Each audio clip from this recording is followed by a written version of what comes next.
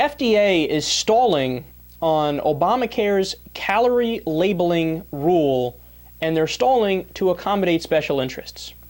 So as a part of the Affordable Care Act, Congress passed a national menu labeling law in 2010 that would require restaurant chains with more than 20 locations to post calorie counts for each standard menu item. So 3 years later now, the FDA has called it an extremely thorny issue, and they're not really enforcing it. So I want to read you some quotes because these got under my skin more than I can portray to you guys and keep it like somewhat PG, right? Quote, "There are very, very strong opinions and powerful voices," this is from the FDA, "both on the consumer and on the public health side and on the industry side, and we have worked very hard to sort of figure out what really makes sense and also what is implementable." FDA Commissioner Margaret Hamburg said this in a recent interview with the Associated Press.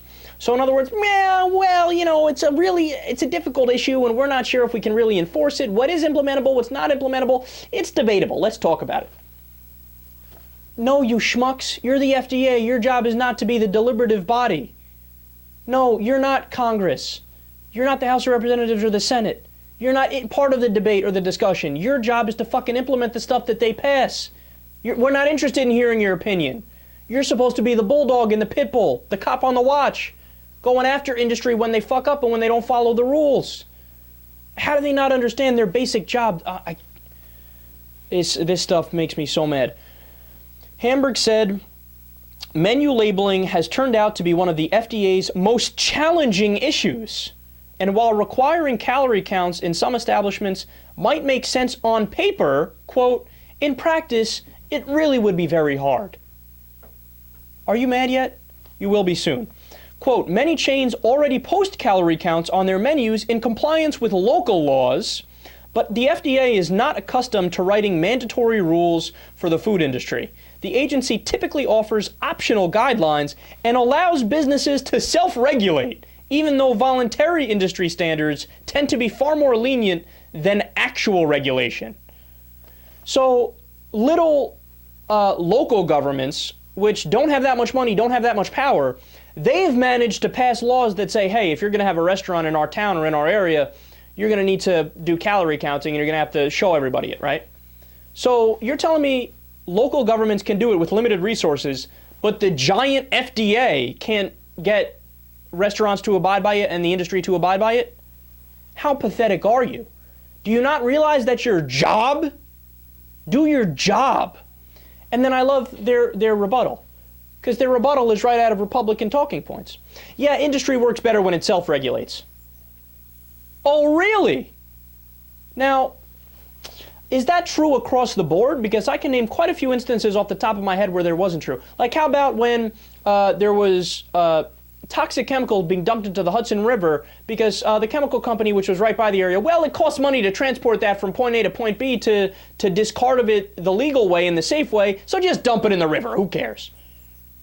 No, it's never that. The whole idea of having a government is for the government to be the referee, to make sure that the public interest is met, because sometimes the private benefit and gain of a particular company is not also in the public interest. I mean, this is basic stuff, man.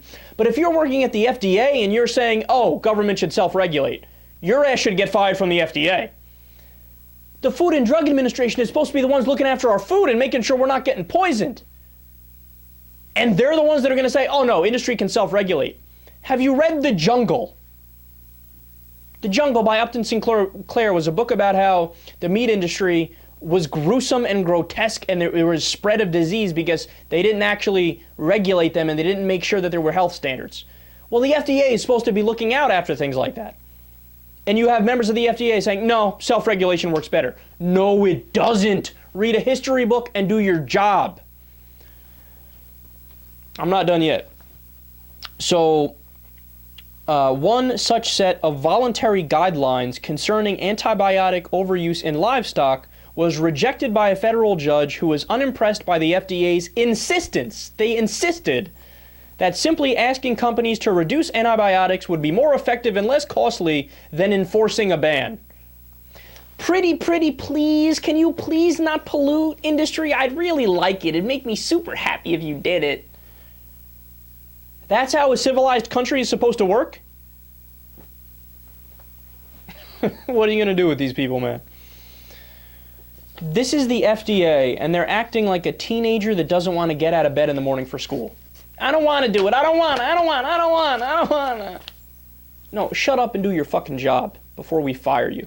Oh, God, if I had the ability to fire people in the FDA, I'd go house after reading this. Are you kidding me? And by the way, you want to know the reason why the FDA is saying this? Why the head of the FDA is like, I'm not so hot on this whole regulation thing, even though that's my job. Because the FDA, I don't know if you know this, they are largely funded by the industries they are supposed to be regulating. Sounds like a little conflict of interest there, doesn't it?